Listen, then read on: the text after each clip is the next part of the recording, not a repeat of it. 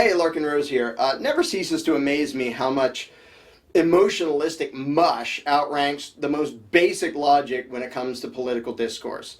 I'll use the example here of gun registration. Whenever there's a crime or a mass shooting or something, there's always people out there push. We need reasonable measures and reasonable restrictions. At least registration. At least require registration. It'll take the most basic logic in the world and all of about 2 minutes to show why that is just utterly stupid.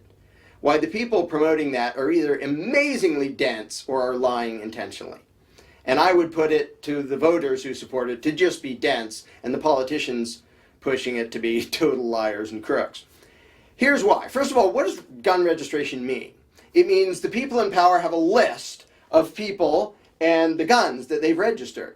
So you have a gun with a serial number and you can look it up and say, oh, Bob owns that particular rifle, whatever it is. That's all gun registration does. It gives them a list of owners and firearms that have been registered. Of course, it doesn't give them a list of firearms that are purchased illegally and not registered. It only gives them a list of registered firearms. Okay, so let's say we have that. Oh, goody, now we're all safer and it's for the children and yada, yada, yada. What good did that do? And oddly, I don't even hear, like, Second Amendment advocates pointing this out. It's so basic and so obvious, and I don't even hear it from them. Okay, so we have gun registration. What good did it do? Let's consider a scenario. A guy takes a gun, and he goes to a liquor store, and he holds up the place, and he steals the money. Maybe he even shoots the owner and runs away. But luckily, he did it with a registered firearm. Guess what? It doesn't do any good. Because when the investigators get there, there's a dead guy with some bullets in him. They don't know what gun was used. Sometimes in a traffic accident, somebody will say, oh, I got the license plate number of the car driving away. Nobody at any shooting has ever said, oh, I got the serial number off the gun that the criminal was holding. Nobody has ever done that. Which means in this scenario, gun registration is absolutely useless in the investigation. And to those who watch too much of Hollywood's version of investigation, you can't look at a bullet and magically analyze it and know what gun it came from. To do the bullet analysis to see if they match, you have to have the gun and shoot another bullet out of it to see if the grooves the barrel leaves match. You have to have the gun.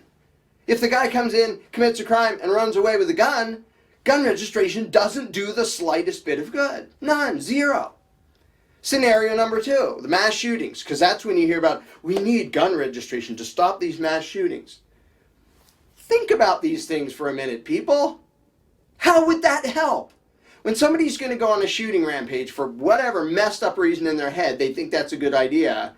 They're not intending to get away with it. They don't think, oh, nobody's going to notice if I run into a school and shoot 30 people.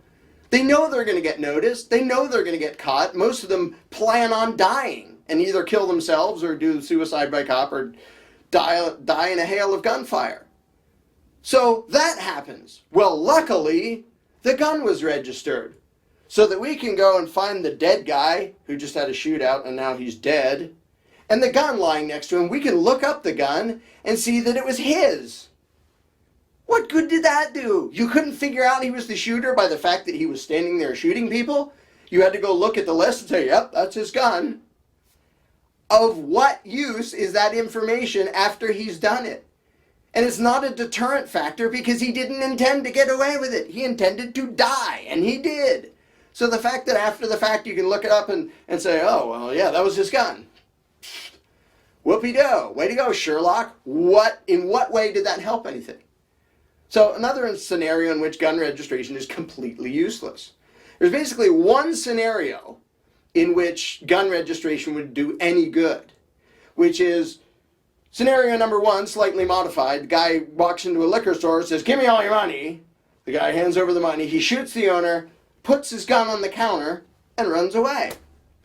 And the investigators show up and say, oh, he was nice enough to leave us his gun, and he was nice enough to register it ahead of time, buy it legally and register it, and tell us he had it, and then commit a crime and leave his gun there. Now, this would also apply if he drops it, or in one way or another leaves the gun behind. Because then you can look it up and say, hey, this is Bob's. That doesn't even prove that Bob did it. It proves that he owned it. If somebody else stole it, then Bob gets in trouble for something he didn't even do. But that's the only scenario in which it does any good, because for gun registration, to look up one, you have to have the other one. To look up the gun, you have to have the person. To look up the person, you have to have the gun. Generally speaking, when somebody commits a crime, they take their gun with them when they leave, which means registration is completely pointless. And so there are tons of voters out there, we need reasonable registration. Those people are just stupid. They just haven't thought it out enough to realize that wouldn't do the slightest bit of good.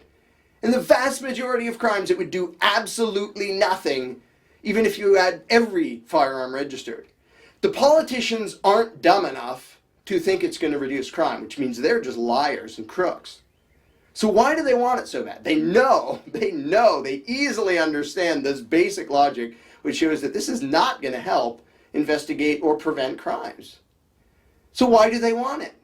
Well, there's another thing lists are good for, is if you want to take people's guns, as we're now seeing in Connecticut.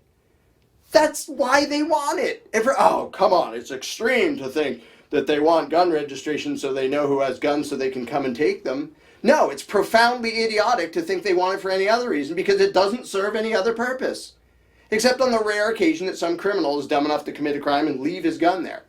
Register the gun, commit a crime, leave the gun there, and run and go home where they can find him by looking him up in the gun registration lists. So it's so sad, and I don't even hear this discussion even from Second Amendment advocates.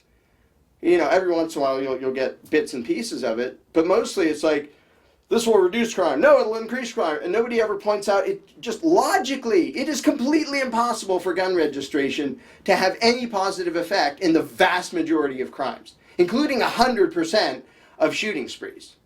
Because after the fact, finding out that the guy who did a shooting spree owns the gun lying next to him doesn't do any good. Whoop-de-doo. Well, now we're not going to sell him another gun.